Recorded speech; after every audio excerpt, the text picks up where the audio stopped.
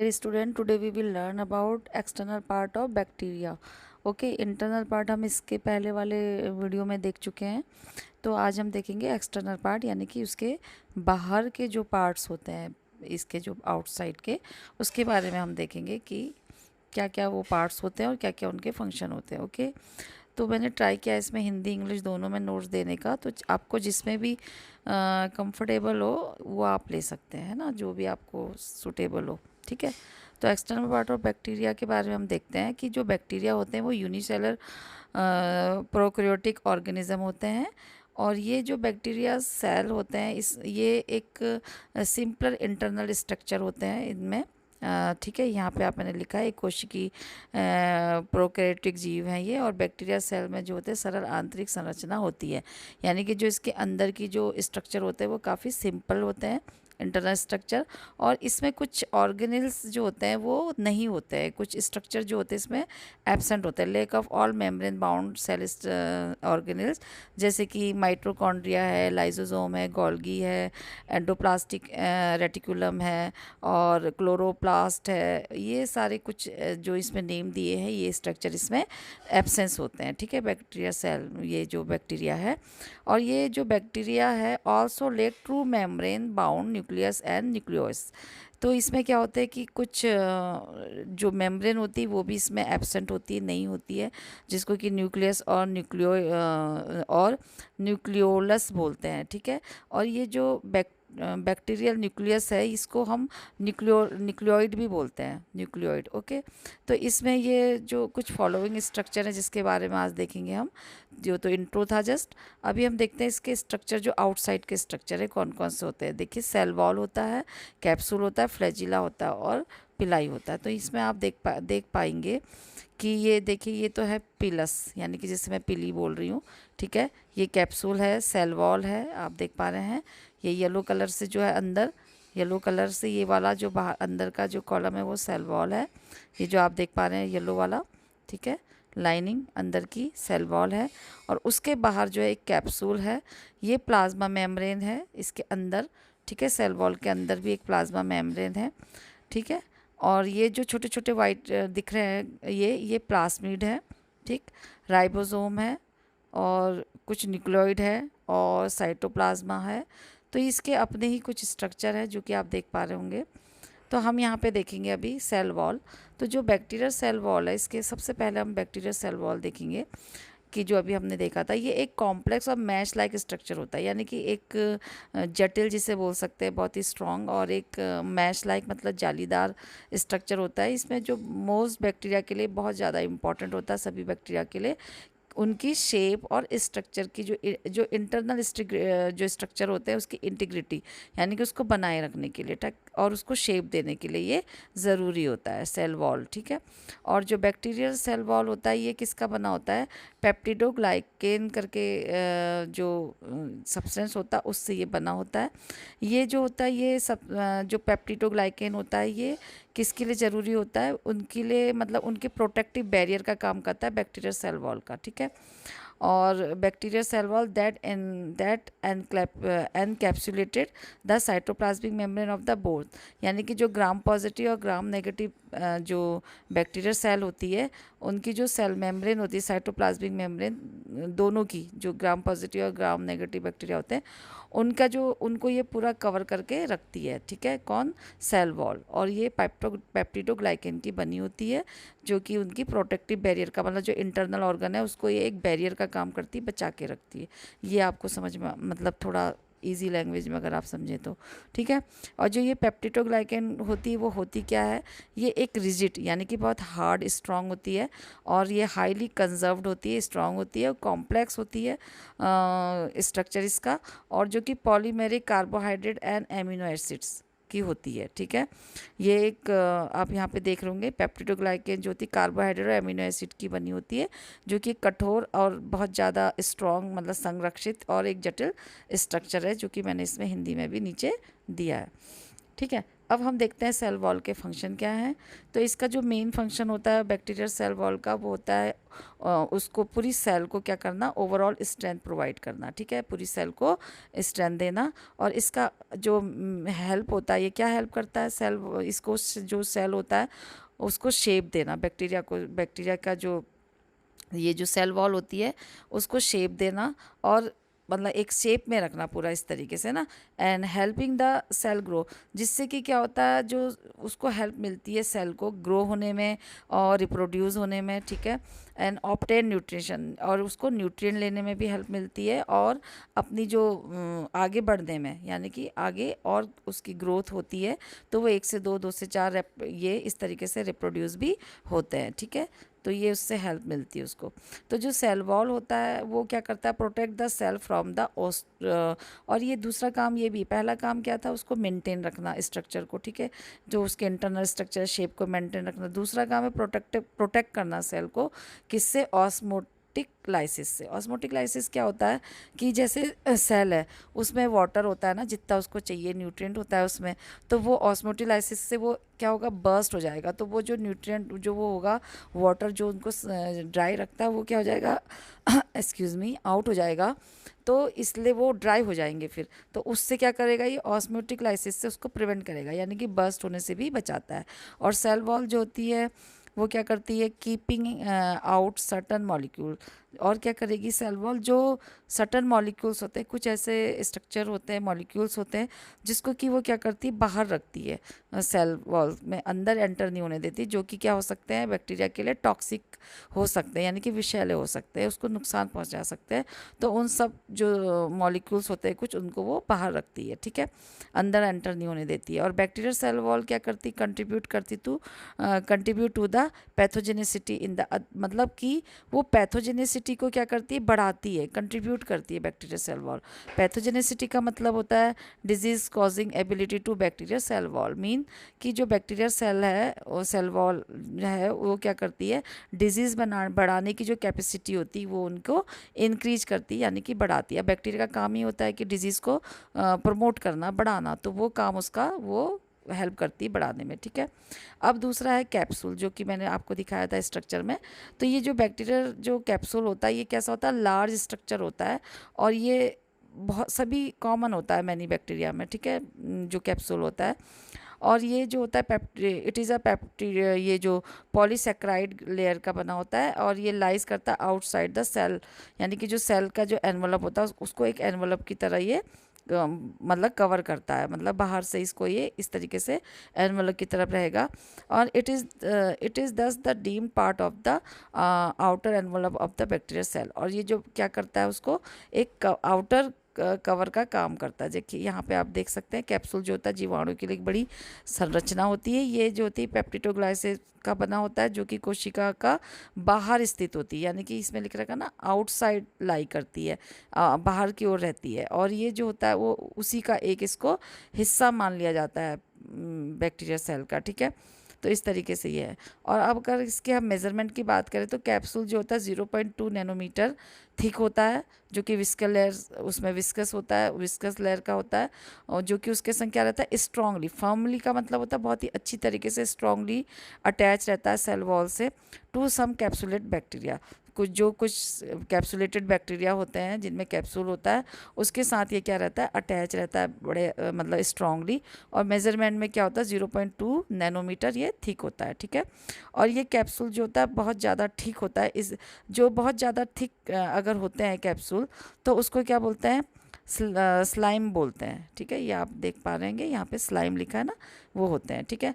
और prevent the cell from the ये क्या करता है, उसको डेसिकेशंस एंड ड्राइंग, यानी कि अब तीसरा काम क्या है इसका, उसको बचा के रखना। देखिए पहला काम क्या था, इंटीग्रिटी को मेंटेन करना, दूसरा काम था स्ट्रॉन्ग देना, और बैक्टीरिया को फेगोसाइट से भी बचाना, ऑस्मोटिक्स लाइसिस से प्रिवेंट करना। उसकी ये मेजरमेंट हो गया जो अभी हमने देखा। अब वो उसको ड्राइनेस से भी बचाता है, मतलब कि जब ये उसको जो वाटर होता है वो बना के रखता है, यानी कि उसको ड्राई, ताकि वो ना हो, ठीक है, बैक्टीरियल सेल वॉल और बैक्टीरिया का जो इनर पार्ट है। तो कैप्सुलर जो ये होता है, कैप्सुलर पॉलीसेक्राइड जो जो होता है ये बाइंड करता है significant amount of water, making cell resistance to drying. यानी कि जितना सेल को वाटर चाहिए उसकी रिक्वायरमेंट के अनुसार, उसको ये क्या करता है, बनाए रखता है। ठीक है, पॉलीसेकेराइड से ये के साथ ये बाइंड होके, और जो सिग्निफिकेंट मतलब जो इसेंशियल अमाउंट होता है, जितना उसको चाहिए वाटर, उतना वाटर ये बना के रखता है, ताकि वो क्या ना हो पाए, ड्राई ना हो पाए। ठीक है, उसको प्रिवेंट कर पाता है। और प्रोटेक्शन का भी काम होता है, जो कि प्रोटेक्ट करता है मैकेनिकल इंजरी से। यानी कि अब देखिए, कभी भी उसको चोट लगना, टेम्परेचर हाई और लो हो जाएगा तो भी उसको रेजिस्ट मतलब बचा के रखना, और ड्राइनेस भी से भी बचा के रखना, वो सारा इसका भी काम होता है प्रोटेक्शन का। ठीक है, तो कैप्सूल का काम आपने देख लिया है। अब ये देखिए, और एक काम होता है अटैचमेंट का। तो कैप्सूल क्या करता है, ये हेल्प करता है अटैचमेंट में, ताकि जो बैक्टीरिया जो भी क्या करता है, किसी भी सरफेस से ये बहुत अच्छी से अटैच हो जाता है। ठीक है, जैसे इसका एग्जांपल में आप स्ट्रेप्टोकोकस म्यूटेंट्स दे सकते हैं, जो कि डेंटल कैरीज को डेवलप मतलब बनाते हैं। डेंटल कैरीज में ये क्या करते हैं, अटैच हो जाते हैं। डेंटल कैरीज में कहाँ पे होते हैं, डेंटल कैरीज बनाने के लिए ये जो टीथ की जो सरफेस होती है, वो अपने कैप्सूल के हेल्प से उसमें अटैच हो जाते हैं। यानी कि टीथ की सरफेस में, बेस में ये क्या करते हैं, अटैच हो जाते हैं, और डेंटल कैरीज को कॉज करते हैं। कौन, स्ट्रेप्टोकोकस म्यूटेंट्स, ये इसका एग्जाम्पल है अटैचमेंट में। ठीक है, उसमें भी ये काम करते हैं। और एंटीफेगोसाइट का भी काम करते हैं। एंटीफेगोसाइटिक का मतलब होता है कि ये क्या करते हैं, फेगोसाइटिक जो WBC होती हैं, वो क्या करती है, WBC क्या करती है, फेगोसाइट का काम करती है ना। यानी कि इंजेस्ट करती है जो भी ऑर्गेनिज्म, बैक्टीरिया वगैरह होता है, जिससे कि वो अपना काम नहीं कर पाता, क्योंकि वो जो WBC होती है उसको वो इंजेस्ट कर लेती है। ठीक है, मतलब वो बंद कर लेती है, उसको निगल लेती, कहने का मतलब अगर सही उसमें बताएं तो बस्ट कर देती है, नष्ट कर देती है, जो भी आप समझें। तो ये उसको भी क्या करता है, एंटीफेगोसाइट का काम करता है, उसको भी रोकता है। मतलब उसको कैप्सूल क्या करता है, उसको बचा के रखता है, ताकि वो फेगोसाइट ना हो पाए WBC के द्वारा। ठीक है, उसके बाद है capsule prevent attachment of bacteriophage on the cell surface. ठीक है, और जो सेल की जो सरफेस होती है, उसमें उसमें कोई भी इन्फेक्शन ना हो, या वो कुछ जो ये बैक्टीरियोफेज होता है ना, बैक्टीरियोफेज मतलब कुछ अदर बैक्टीरिया या कुछ अदर ऑर्गेनिज्म उसमें अटैच हो जाएंगे, तो वो क्या करेंगे, सेल को कष्ट मतलब नष्ट करने में, या उसको इन्फेक्टेड करने में कुछ भी कर सकते हैं। तो उससे भी ये उसको क्या करके रखता है, कैप्सूल बचा के रखता है, ताकि वो उसमें कोई भी तरीके का नुकसान ना हो। ठीक है, सेल के सरफेस में उसको ये अटैचमेंट से प्रिवेंट करता है। ठीक है, सोर्सेस ऑफ न्यूट्रिशन, और ये एक न्यूट्रिशन का भी सोर्स होता है। कैप्सूल क्या करता है, source of nutrition when nutrient supply is low in cell. अब जब सेल है ना, जिस सेल के अंदर अगर सेल उसको न्यूट्रिशन प्रॉपरली नहीं मिलेगा, जो उसके ऑर्गन्स हैं, तो वो क्या करेगा, वो डेथ हो जाएगी उसकी। तो वो क्या करते हैं, उसको न्यूट्रिशन का भी सोर्स प्रोवाइड करते हैं जी। ठीक है, जैसे हमारे जब फास्टिंग में होते हैं, तो हमको क्या मिलता है उस समय, लीवर के थ्रू हमको कुछ न्यूट्रिएंट मिलता है ना। जैसे कि हमारा शुगर होता है, वो ग्लाइकन के रूप में चेंज हो जाता है, ग्लाइकोजन के रूप में मिल जाता है। तो वैसे ही यहाँ पर भी ये उसको जो भी न्यूट्रिएंट होता है वो सप्लाई करते हैं, जो कि उनका स्टोर रहता है। ठीक है, तो ये हो गया कैप्सूल। अब हम देखते हैं फ्लैजिला। तो फ्लैजिला जो होती हैं, फ्लैजिला जो होती है उसको सिंगल फॉर्म में जो होता है फ्लैजिलम बोलते हैं।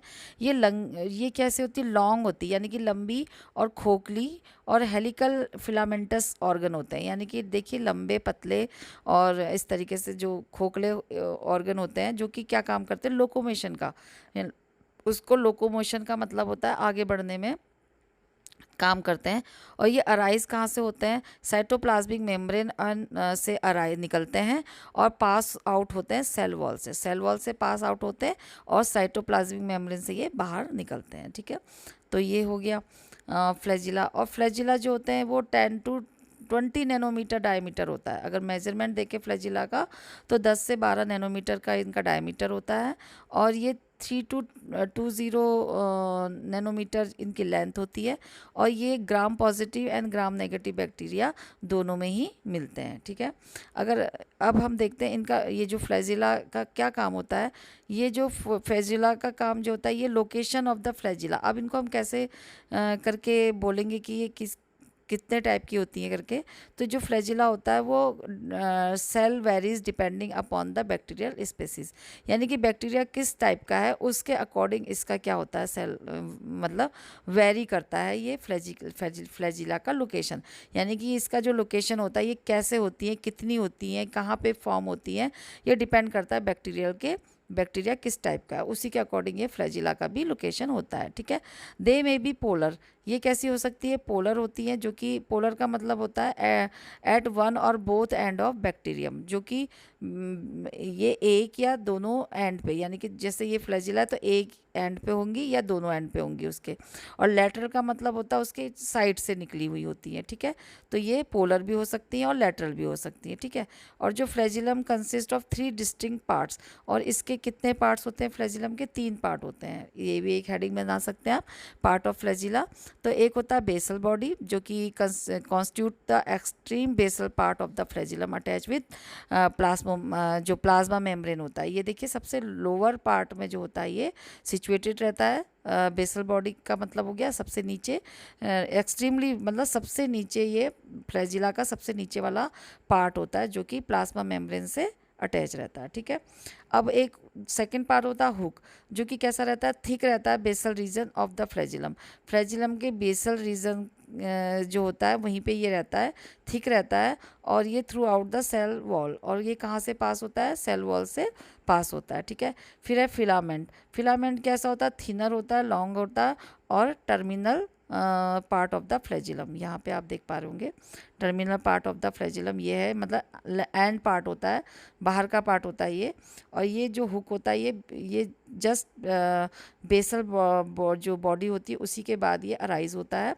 ठीक है, और थोड़ा थिक होता है, और ये जो होता है थोड़ा थिन होता है, और ये एंड पार्ट होता है। ठीक है, उसके बाद है फ्लैजिलर टाइप्स ऑफ बैक्टीरिया। तो फ्लैजिलर टाइप्स ऑफ बैक्टीरिया में क्या देखते हैं, on the basis of flagellation pattern of flagellar arrangement bacteria can be grouped. तो मतलब इनके अरेंजमेंट के जो बैक्टीरिया है, इसकी किस टाइप का बैक्टीरिया है, उसका जो पैटर्न होता है उसी ये जो फ्लैजिला का जो पैटर्न होता है उसी के नाम से क्या किया जाता है, बैक्टीरिया को भी ग्रुप में डिवाइड किया जाता है। ठीक है, देखिए पहले हो गया मोनोट्राइकोस, तो bacteria with single polar flagellum, जब इसमें एक ही टाइप का फ्लैजिलम होता है और एक साइड से होता है, और इसको बोलते हैं मोनोट्राइकस। ठीक है, और जब एक भी नहीं होता है तो उसको बोलते हैं अट्राइकस, जो कि मैंने इसमें मेंशन नहीं किया है। फिर है एम्पीट्राइकस, एम्पीट्राइकस का मतलब होता है जो bacteria with single polar flagellum और tuft on flagellar both side. ठीक है, ये देखिए जैसे कि जो एम्फीट्राइकस होता है ये एक पोलर, एक साइड से फ्लैजिलम होगा या दोनों साइड से होता है। ठीक है, तो इसको बोलते हैं एम्फीट्राइकस। ठीक है, ये जो होता है सिंगल पोलर होगा, या फिर ये ज़्यादा इस तरीके से गुच्छे में भी हो सकता है। ठीक है, फिर है लोपोट्राइकस, तो ये जो होता है टफ फ्लैजिला वन साइड, ये देखिए ये है ना, जो कि एक ही साइड में गुच्छे से बने रहते हैं इनके, और बैक्टीरिया के एक ही साइड निकले हुए होते हैं, तो इसको बोलते हैं लोपोट्राइफस। ठीक है, पेरीट्राइकस का मतलब होता है कि जो bacteria flagella distributed all around the cell, ये देखिए ये है ना पेरीट्राइकस, ये जो बैक्टीरिया की जो सेल होता है इसके चारों तरफ से ये निकले हुए होते हैं। ठीक है, तो इसको बोलते हैं, ये इसको कवर करके रखते हैं फ्लैजिला ऑल ओवर, दोनों ओर से ये, सभी ओर से ये निकले होते हैं। ठीक है, इनका फंक्शन क्या होता है फ्लैजिला का, ये मोटिलिटी में हेल्प करते हैं। ठीक है, यानी कि उसको आगे बढ़ने में हेल्प करते हैं। ठीक है, अब पिली, पिली का काम क्या, ये भी एक बोथ फिमरिया एंड बोथ फिमरी, और प्लूरल में इसको फिमरिया बोलते हैं, ये जो होती है, एंड पिलस, प्लूरल में इसको पिली भी बोलते हैं। ठीक है, पिली भी बोलते हैं इसको। तो ये जो होते हैं ये भी कैसे होते हैं, फिलामेंटस, यानी कि लंबे लंबे और प्रोटीनियस स्ट्रक्चर होते हैं, प्रोटीन से बने हुए स्ट्रक्चर होते हैं, जो कि कहाँ पे होते हैं, बैक्टीरियल सेल के सरफेस पे ये पाए जाते हैं। ठीक है, मतलब उसकी जो स्ट्रक्चर का जो सरफेस है वहाँ ये पाए जाते हैं। पीली जो होती है वो एक्सटेंड करती है surface of the bacteria cell wall, जो बैक्टीरिया की जो सेल वॉल हमने स्टार्टिंग में देखी थी ना, सेल वॉल, उसी से ये क्या करते हैं, बाहर निकलते हैं, और ये इनके बहुत सारे फंक्शन होते हैं, जैसे कि अटैचमेंट, कहीं पर भी चिपक जाना, अडीजन हो जाना वहाँ पे को, और उनकी जो जेनेटिक मटेरियल होता है जैसे कि डीएनए वगैरह, उसको क्या करना, एक दूसरे से दूसरे में पहुँचाना, इस तरीके का इनका काम होता है। पीली जो होती है वो शॉर्ट होती है, छोटी होती है और हेयर लाइक स्ट्रक्चर होती है, ठीक है। पीली कैसी होती है ये देख पा रहे होंगे, छोटी छोटी होती है और हेयर के समान स्ट्रक्चर होती है, जो कि प्रोकैरियोटिक सेल जो होती है on the surface of the prokaryotic cell. Prokaryotic जो सेल होता है उसकी सरफेस पे ये देखने को मिलती है, ठीक है। They can have role in movement, इनका रोल जो होता है मूवमेंट में होता है, but are more often involved in adherence of surface. तो ये जो होती है अडेयर रहती है सरफेस पे, निकली हुई रहती है, और ये जो होती है फैसिलिटेट इन्फेक्शन को करने में, मतलब हेल्प करती है इन्फेक्शन बढ़ाने में, और ये जो होती है विरुलेंस कैरेक्टरिस्टिक्स की होती हैं, ठीक है। पीली अकर बोथ, अब ये दोनों में होती है, पीली जो होती है वो दोनों फ्लैजिलेटेड और नॉन फ्लैजिलेटेड बैक्टीरिया। मैंने आपको दिखाया था ना, किसी में फ्लैजिला होता है किसी में नहीं भी होता है, ये दोनों में पीली रहती है, ठीक है। और ईच बैक्टीरियम प्रोसेस, यानी कि हर एक बैक्टीरिया में कम से कम 100 से 200 पेरीट्रैकेस्लिक जो होती हैं ये निकलती हैं, यानी कि बाउंड होती हैं, जो कि सेल के चारों ओर रहती है पीली। और ऑर्गेनाइजिंग ये जो होती है originating from the cell membrane, जो कि सेल मेम्ब्रेन से होती हैं, 100 से 200 तक की ये होती हैं। और ये इसका जो अगर मेजरमेंट की बात करें तो इनकी लंबाई जो होती है 1 से लेके 1.5 जो होती है नैनोमीटर होती है। और ये जो होती है अगर इनके डायमीटर की बात करें तो 4 से लेके 8 नैनोमीटर इनका डायमीटर रहता है। और ये जो होती है प्रोटीन पीली की प्रोटीनेस होती है, बनी होती है। और पीली जो होती है do not function in motility, ये मोटिलिटी में इनका कोई फंक्शन नहीं होता है, since they found in both motile, लेकिन फिर भी ये क्या होती है motile and non motile bacteria दोनों में ये रहती हैं, ठीक है। और ये जो होती हैं सेवरल फंक्शन इसमें देखने को मिलते हैं डिफरेंट टाइप ऑफ पीली में। ये जो होती है one type of pilus is known as, एक टाइप का ऐसे होते हैं जिनको कि एफ पिलस भी बोलते हैं, यानी कि फर्टिलिटी पिलस, जो कि फर्टिलिटी में हेल्प करते हैं, और इनको सेक्स पिलर्स भी बोलते हैं। और ये जो होती है इन्वॉल्व होती है इन द बैक्टीरिया कंजुगेशन में होती हैं, जो बैक्टीरिया की ग्रोथ को बढ़ाने में ये हेल्प करती हैं। Where it establishes a bridge, ये क्या करती है जहाँ पे एक ब्रिज का काम करती है, यानी कि पुल का काम करती है between a donor and recipient, यानी कि एक तो देने वाला बैक्टीरिया होगा और एक लेने वाला बैक्टीरिया होगा, इन दोनों में ये क्या करती है ब्रिज का काम करती है, ठीक है। दोनों को जोड़ने का काम करती है, देने और लेने वाले में। और ये हेल्प करती है ट्रांसफ़र टू जेनेटिक मटेरियल, जैसे मैंने आपको बताया था कि जो देने वाला डोनर है उसमें जेनेटिक मटेरियल होगा और लेने वाले में नहीं होगा, तो ये क्या करेंगी डोनर से रिसिपेंट वाले सेल में जेनेटिक मटेरियल को ट्रांसफ़र करती हैं, ठीक है। और सम पीली जो होती है अलाउ करती है pathogenetic bacteria to attach a epithelial cell lining, और ये कुछ जो पीली होती है पैथोजेनिक जो पैथोजेनिक बैक्टीरिया होते हैं उसमें मिलती है, यानी कि जो डिजीज़ फैलाने वाले बैक्टीरिया होते हैं उसमें भी मिलती हैं, जो कि एपिथेलियल सेल लाइनिंग से अटैच हो जाती है, किसकी, जिसकी, जैसे कि रेस्पिरेटरी ट्रैक हो गया, इंटेस्टाइनल हो गया, इंटेस्टाइनल और ये जो जेनिटो यूरिनरी ट्रैक हो गया, और उनकी जो एपिथेलियल सेल होती है वहाँ पर ये अटैच हो जाती हैं और क्या करती हैं इस्टेब्लिश करती हैं इन्फेक्शन को, यानी कि इन्फेक्शन को बढ़ाती हैं, ठीक है। जैसे इसका एग्जांपल हम एन गनोरिया दे सकते हैं, जो कि क्या होता है अडेयर हो जाता है specific to human urethral and cervical epithelium, यानी कि जो यूरिथ्रल और सर्वाइकल एपिथेलियम होता है वहाँ पर कोई अटैच हो जाएगा और वहाँ पे को mean fimbriae and cause a venereal disease called gonorrhoea, यानी कि फिर ये क्या करते हैं इस तरीके से जो कुछ डिजीज़ को फैलाते हैं, जिसको कि बोलते हैं जो रिलेटेड टू एसटीडी टाइप की जो होती है ना, मतलब जेनिटो यूरिनरी ट्रैक की जो बीमारियां होती हैं वो फैलाती हैं, जिसको कि गनोरिया भी बोलते हैं, ठीक है। एग्जाम्पल के तौर पे पीली जो होती है वो ट्रांसफ़र करती है डीएनए, जैसे मैंने स्टार्टिंग में बताया था, अटैच हो जाती है सरफेस ऑफ पीली यूज़ फॉर मोटिलिटी, और ये अटैच हो जाती है बैक्टीरिया की सरफेस पे, जो कि मोटिलिटी पे भी हेल्प करती है। ये देखिए यहाँ पे जो कि